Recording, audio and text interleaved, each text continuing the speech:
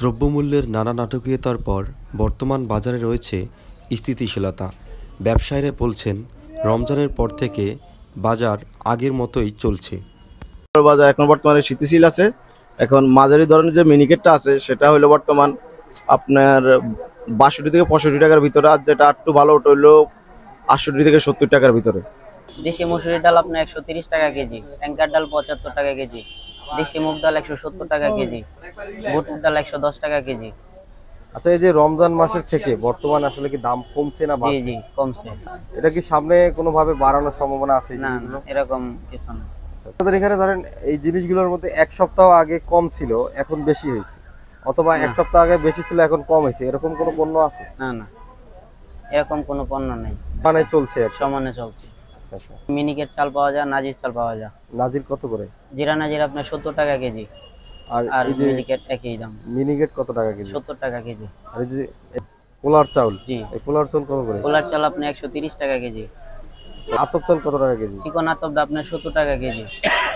তেল কত করে কেজি? সরিষার তেল লুজটা আপনার ২০০ টাকা কেজি। সোয়াবিন তেল কত করে যাচ্ছে? সয়াবিন তেল লুজ আপনার ১৬০ টাকা কেজি। পাম অয়েল কোনটা কত টাকা? সয়াবিনটা আপনার ১৬০ টাকা, পাইকারি নিলে ১৫৮ টাকা, সুপার টাইম নিয়ে ১৪৩ টাকা, পাইকারি নিলে ১৪২ টাকা। দেশি চিনি কি পাওয়া যায়? দেশি দেশি চিনি চিনি পাওয়া যায়, ওটা কত করে? প্যাকেটটা আপনার ১৫০ টাকা। মশলার ক্ষেত্রে সব থেকে দামি মশলা আপনাদের এখানে কোনটা? সব থেকে দামি আপনার মশলা এলাচি। এটার কেজি কত এবং শ কত বিক্রি করে? এলাচি একটা আছে আপনার ২৬০০ টাকা কেজি, আরেকটা আছে আপনার ২৮০০ টাকা কেজি। এলাচি আপনার অনেক কোয়ালিটি আছে আপনার, কোয়ালিটি আবার ভিন্ন জি আছে। জি। দেশি ডাল পাওয়া যায়, তারপরে বড় মসুরির ডাল পাওয়া যায়, ট্যাঙ্কার ডাল পাওয়া যায়। ডাল কোনটার দাম কত টাকা? দেশি মসুরির ডাল আপনার ১৩০ টাকা কেজি, ট্যাঙ্কার ডাল আছে আপনার ৭৫ টাকা কেজি, মুগ ডাল আছে ১৭০ টাকা কেজি, ভুট্টার ডাল আছে ১১০ টাকা কেজি। আর বর্তমানে চাউলের দাম একটু কমই আছে। চাউলের বাজার স্থিতিশীল। আচ্ছা, আপনারা এই চাউলগুলো কোথা থেকে আনেন? আমরা চাইল আনি বাবুবাজার আড়ত থেকে। বাবুবাজার আড়ত?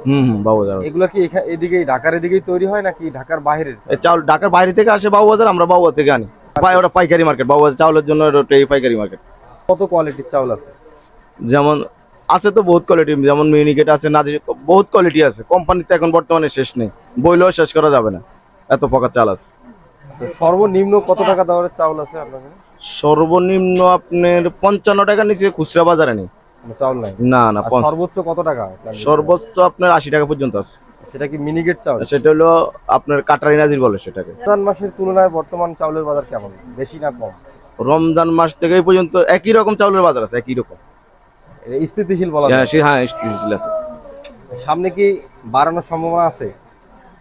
সামনে বাড়ার সম্ভাবনা দেখি না। মানে মৌসুম চলছে, এখন মৌসুম, সেক্ষেত্রে এখন সেটা বলা যাচ্ছে না, কিন্তু বাড়ার সম্ভাবনা নাই। কমার সম্ভাবনা কি আছে? না, তাও দেখা যায় না। মানে আপনার মনে হচ্ছে কি এখন স্থিতিশীলই আছে, এটা এরকমই চলবে? এরকম মনে হয় আর অন্তত আরো ১ মাসই ভাবে চলবে, আর পরে কোনো ভারতের কোনো চ্যালেঞ্জ, সব দেশি পণ্য, সব দেশি। দেশি।